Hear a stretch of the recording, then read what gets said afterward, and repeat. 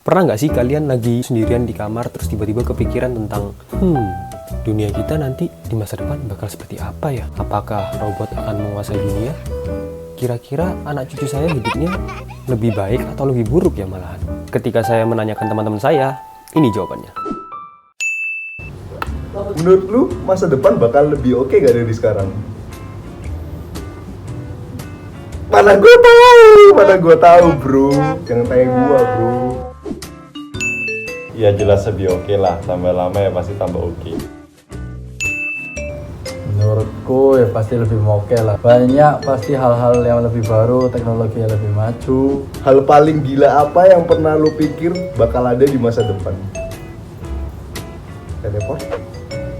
Nikah sama robot? Hal paling gila ya, ngewe sama robot kali, ya kan? Menurut gua bakalan ada namanya Transformer.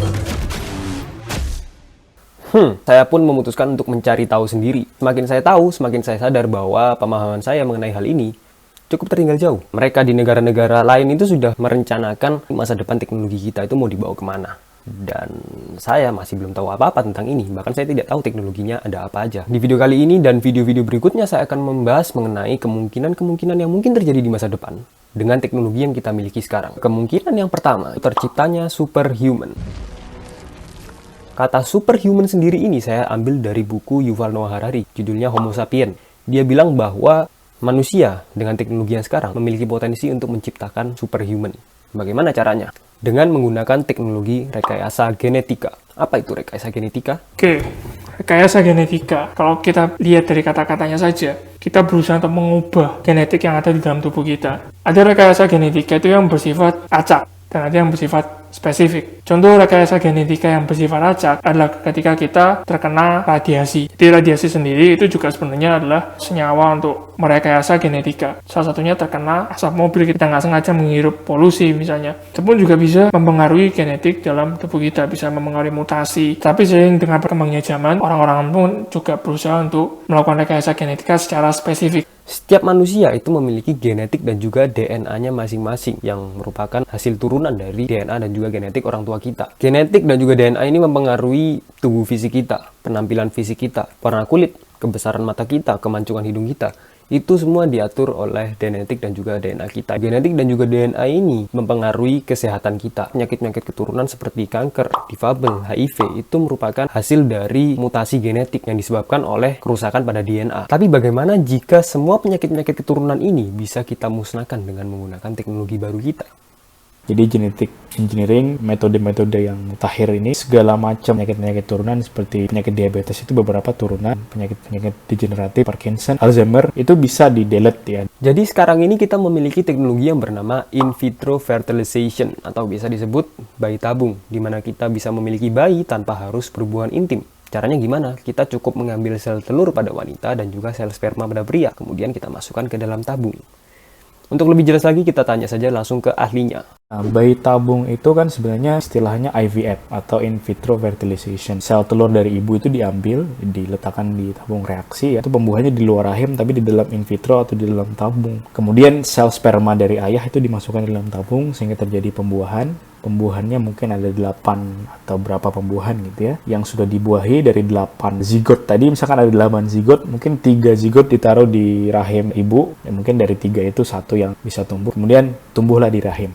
Kemudian ibu bisa melahirkan secara normal. Sekarang kita lanjut, bagaimana caranya kita menghilangkan segala penyakit keturunan dengan menggunakan teknologi IVF ini? Caranya adalah dengan menambahkan teknologi baru yang bernama CRISPR-Cas9. Apa itu CRISPR-Cas9? CRISPR adalah suatu alat genetika yang paling populer saat ini karena CRISPR ini bisa dikatakan cukup mudah untuk diproduksi, cukup mudah untuk dimodifikasi dibandingkan alat genetika yang lain. CRISPR-Cas9 suatu fragmen DNA tertentu bisa kita delete atau bisa kita gunting dengan CRISPR-Cas9, terus kemudian kita bisa menginsertkan DNA tertentu di dalam DNA manusia untuk kemudian kita bisa mengedit kode-kode genetik yang ada di situ, kita bisa masukkan ya, sehingga penyakit-penyakit tertentu di masa depan itu bisa kita tanggulangi. Kata Kak Michael, CRISPR-Cas9 itu seperti komponen bakteri yang kecil. Dia bisa diatur untuk menarget suatu DNA, dimasukkan ke dalam DNA kita, kemudian menggunting DNA kita, diganti menjadi DNA yang baru.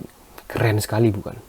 akan seperti ini skenarionya. Jadi nanti DNA dari embrio bayi tabung ini akan diteliti dengan menggunakan teknologi yang bernama genome sequence, di mana dia bisa meng-scan DNA-nya ada penyakit atau tidak, dia bisa meng-scan menggunakan genome sequencing ini. Di-scan kemudian dilihat apakah ada DNA yang potensi kanker, apakah ada DNA yang rusak. Jika ada, kita gunakan CRISPR-Cas9, disuntikan kemudian di-cut DNA yang rusak ini digantikan ke DNA yang baru. That's it. Semua penyakit bawaan, mulai dari kanker, difabel, HIV, semua bisa kita hilangkan.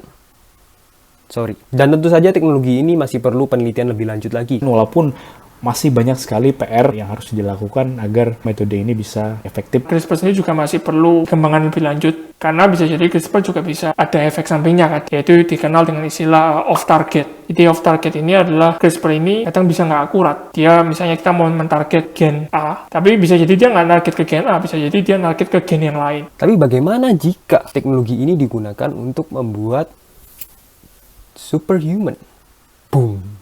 Suatu saat prediksi kita bahwa manusia ini bisa jadi lebih superior karena genetiknya sudah dimodify. Genetik-genetik itu bisa diinsertkan genetik-genetik superior, delete genetik-genetik yang cenderung buruk bagi manusia, IQ-nya lebih tinggi, kemudian secara fisik mungkin lebih baik. Kak Ajar bilang bahwa 80% minat dan bakat kita itu ditentukan oleh DNA kita atau genetik kita. Sedangkan 20% itu ditentukan oleh lingkungan kita atau cara kita memelihara genetik kita itu sendiri. Faktor-faktor genetik itu mempengaruhi 80%, sisanya di lingkungan, nurturing. Jadi lingkungan yang kemudian membuat kita tumbuh. Karena nggak ada artinya juga kalau misalkan IQ kita tinggi, tapi kita hidup di hutan. Jika ternyata penelitian ini benar, karena kata Kak Michael ini masih bisa diperdebatkan. Tapi jika penelitian ini benar, maka memungkinkan untuk teknologi kita bisa mendesain bayi kita sesuai dengan keinginan kita. Ketika saya berandai-andai, saya memikirkan skenario seperti ini. Di masa depan, para ilmuwan ini melakukan sebuah proyek untuk membuat bayi yang super pintar. Sehingga apa yang dilakukan oleh para ilmuwan ini? Mengambil DNA orang-orang yang pintar ini. Kemudian dibuat bayi yang super pintar ini. Tidak sampai di situ saja, para ilmuwan ini berusaha untuk membuat bayi yang super atletis. Dia mengumpulkan DNA orang-orang yang atletis ini, dibuatlah bayi yang super atletis. Kemudian DNA dari bayi yang super pintar dan juga bayi yang super atletis ini dijadikan satu. Boom. Super baby. Dan bagaimana jika ada ilmuwan lain yang membuat super baby ini, kemudian DNA dari super baby dan super baby-nya ini dikumpulkan jadi satu. Super baby. Ultra super baby. It gets crazier ketika saya membaca buku Yuval Noah Harari Homo Sapiens. Dia bilang bahwa manusia sekarang sedang berusaha untuk menggabungkan DNA binatang dan juga DNA manusia. Ini ada percakapan antara interviewer dengan saintis menanyakan mengenai apakah mungkin DNA ini bisa digabungkan antara manusia dan juga hewan. Cat Arney, saintisnya bilang bahwa technically it's completely possible because DNA is just a DNA. Dia bilang gitu. Jadi possible itu mungkin artinya ya. Dia bilang bahwa you can put jellyfish genes into mice, you can put human genes into bacteria. It's all DNA. Dia bilang bisa memasukkan gen ubur-ubur ke dalam tikus, bisa memasukkan gen manusia ke dalam bakteri. It's just a DNA. Tapi dia bilang ini nggak semudah itu. Nggak semuanya DNA itu bisa digitukan. Mutant? Ini perlu dipertanyakan karena kita nggak tahu apakah makhluk super ultra baby ini bisa dianggap sebagai manusia atau bukan. Dan bagaimana jika hanya segelintir pihak orang-orang kelas atas saja yang bisa melakukan ini, sedangkan orang-orang kelas bawah tidak bisa melakukan ini, sehingga apa yang akan terjadi? Akankah terjadi suatu dehumanisasi? Perlu diingat lagi bahwa ilmuwan dan juga teknologi ini itu menjanjikan kita berbagai kesenangan dan juga keindahan duniawi yang ada di masa depan. Kita bisa memiliki anak yang super pintar, yang bertubuh atletis. Tanpa kita sadari, kita dibutakan oleh segala keindahan-keindahan duniawi yang mereka janjikan. Tanpa kita memikirkan mengenai nilai moral kita. Secara tidak sadar, kita terus mendukung teknologi ini untuk terus maju, terus berkembang, supaya dia bisa menepati janji-janji yang indah ini, sampai di titik di mana hal tersebut kelewatan batas. Jangan pernah lupa bahwa teknologi industri membawa kita menuju ke Perang Dunia I, terciptanya bom nuklir, pemanasan global, perubahan iklim. Dan jangan pernah lupa, sosial media dan juga internet membawa kita menuju ke kemudahan akses pada pornografi, cybercrime, cyberbully. Jadi ini saatnya untuk ekonomis, filsafat, sosiologis, ilmuwan, saintis, pemuka agama, kumpulkan jadi satu, berdiskusilah, berdebatlah, tanyakan mengenai teknologi ini mau dibawa kemana, teknologi ini itu arahnya tujuannya untuk apa sih? Apakah teknologi-teknologi masa depan ini akan membawa kebaikan untuk kita semua atau malah kerusakan? kemungkinan apapun itu harus kita pertimbangkan dan mungkin saja bisa terjadi. Jangan dianggap remeh. Segala macam teknologi kaitan dengan bioteknologi itu sebenarnya perlu diingatkan bahwa itu untuk kepentingan umat manusia. Terima kasih telah menonton videonya. Don't forget to Like, comment, and subscribe.